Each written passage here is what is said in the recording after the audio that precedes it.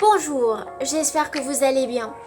Dans cette vidéo, vous allez apprendre comment écrire un email formel. Dans le milieu du travail, on en a souvent besoin. De même, pour les étudiants qui s'adressent à leurs professeurs. Ou alors, si l'on veut s'adresser à un propriétaire. Cette vidéo a pour objectif de vous présenter cette structure. Un email personnel et un email formel, c'est pas pareil. Alors, on y va!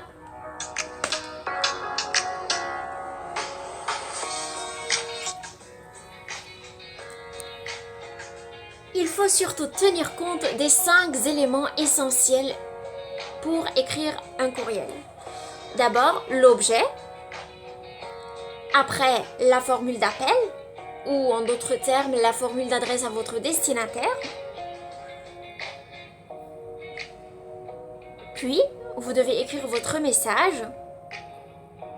Et pour finir, on écrit une formule de politesse. Et enfin, il y a la signature.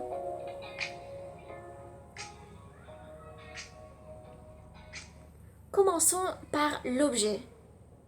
Là, il s'agit de l'idée importante de votre courriel.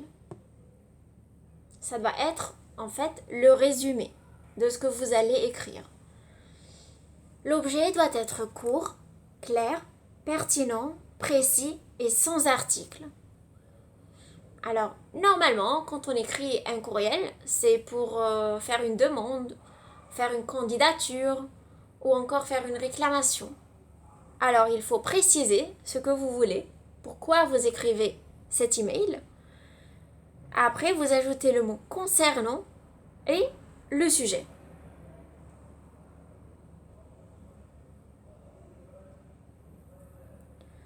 Passons à la formule d'appel. Il faut surtout éviter les saluts. Parce que un email personnel, c'est pas un email formel. Et normalement, salut, c'est entre les amis. Donc, si vous écrivez un email personnel, vous pouvez écrire salut. Par contre, dans un email formel, il faut surtout pas écrire salut. Donc, si vous ne connaissez pas le nom de famille du destinataire, vous pouvez écrire chère madame ou cher monsieur. Si vous connaissez le nom de famille du destinataire, vous pouvez écrire par exemple madame Bonin ou monsieur Sergi.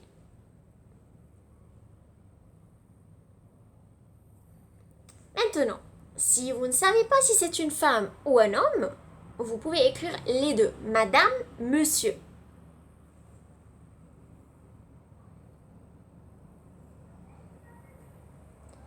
Si vous connaissez le destinataire, par exemple, s'il s'agit de votre directeur ou directrice de thèse, vous pouvez par exemple dire bonjour madame ou bonjour monsieur suivi de son nom de famille. Par exemple, bonjour madame Odigier.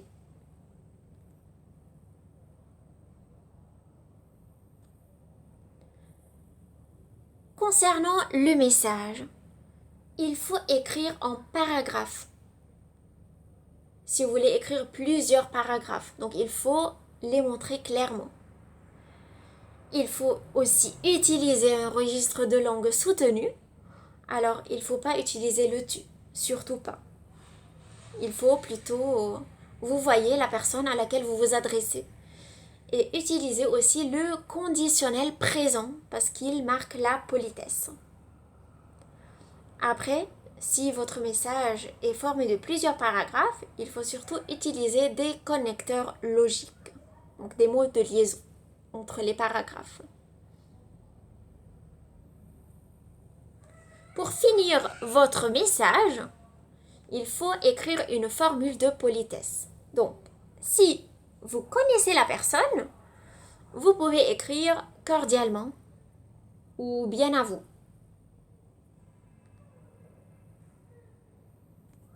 Si vous ne connaissez pas la personne, vous pouvez écrire respectueusement ou sincère salutation.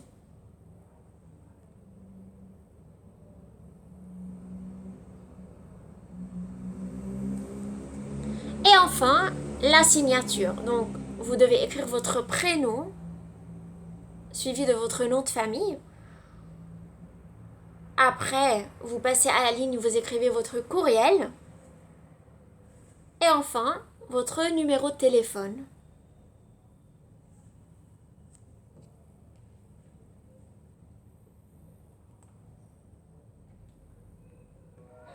Merci d'avoir regardé la vidéo.